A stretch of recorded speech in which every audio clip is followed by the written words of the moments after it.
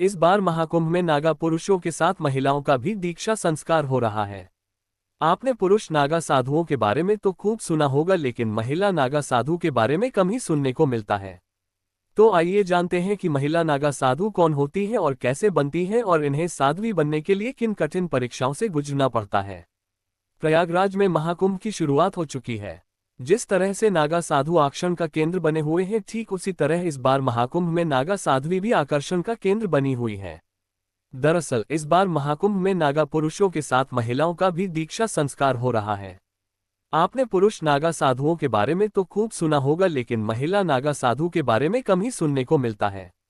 तो चलिए लेखक धनंजय चोपड़ा की किताब भारत में कुंभ से जानते हैं कि महिला नागा साधु कौन होती हैं और कैसे बनती हैं, और इन्हें साध्वी बनने के लिए किन कठिन परीक्षाओं से गुजरना पड़ता है।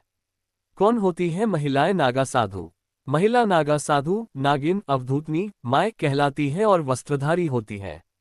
सर्वाधिक माय जूना अखाड़ा में है, जहां इनकी संख्या हजारों में है। अन्य अखाड़ों में भी महिला साधु हैं, लेकिन इनकी संख्या कम है। जूना अखाड़ा ने सन 2013 को माय बाड़ा को दशनामी सन्यासियों के अखाड़े का स्वरूप प्रदान कर दिया। इनका शिविर जूना अखाड़े शिविर के ठीक बगल में लगाया जाता है। माय या अवधूतनियों को अखाड़े में श्रीमहंत का पद दिया जाता है। श्रीमहंत के पद पर चुनी गई महिला साधु शाही स्नान के दिन पालकी में चलती है और उन्हें अखाड़े का ध्वज, डंका और दाना लगाने की अनुमति होती है। कैसे बनती हैं महिलाएं नागा साधु? महिलाओं के नागा सन्यासी बनने की भी एक कठिन प्रक्रिया है।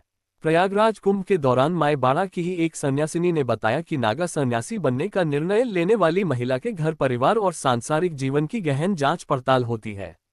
महिला को ये प्रमाणित करना होता है कि उसे मोह माया से अब कोई लगाव नहीं है और वह ब्रह्मचर्य का पालन करने का संकल्प ले चुकी है।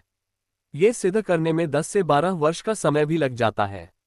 जब अखाड़े के गुरु को इन सब बातों पर विश्वास हो जाता है, तभी वे उसे दीक्षा देने के लिए तैयार होते हैं। दीक्षा प्राप्त करने के बाद महिला सन्यासी को सांसारिक वस्त्र त्याग कर अखाड़े से मिले एक पीले वस्त्र से सन्यासिनों की तरह अपने तन को ढकना होता है। इसके उपरांत मुंडन, पिंडदान और नदी स्नान का क्रम चलता है। इस पंच संस्कार में इन्हें गुरु की ओर से पहले भभूत, वस्त्र और कंठी प्रदान की जाती है। पिंडदान के बाद उन्हें दंड कमंडल प्रदान किया जाता है। इसके बाद महिला नागा सन्यासिन पूरा दिन जप करती हैं।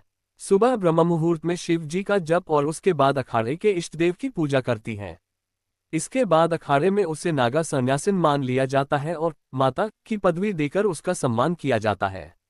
नागा साध्वी बनने की कठिन होती है प्रक्रिया। नागा सन्यासिन एक ही वस्त्र लपेटकर रहती हैं। नदी स्नान या शाही स्नान भी वे वस्त्र लपेटकर ही करती हैं। महिला नागा सन्यासियों से भी अवधूतनी की दीक्षा देने से पहले 3 बार पूछा जाता है कि वह अपने सांसारिक जीवन में लौटना चाहती हैं तो लौट जाए। ऐसा एक मनोवैज्ञानिक प्रक्रिया के तहत किया जाता है ताकि संन्यास जीवन लेने वाले को कोई पछतावा या भ्रम या संकोच न रहे और वह दृढ़ता से अपने नए जीवन का पालन करे। कैसा होता है नागा साध्वी का जीवन? महिलाओं के लिए नागा साधु बनने का रास्ता बेहद कठिन होता है। इसमें 10 से 15 साल तक कठोर ब्रह्मचर्य व्रत का पालन करना पड़ता है। गुरु को अपनी योग्यता और ईश्वर के प्रति समर्पण का प्रमाण देना होता है।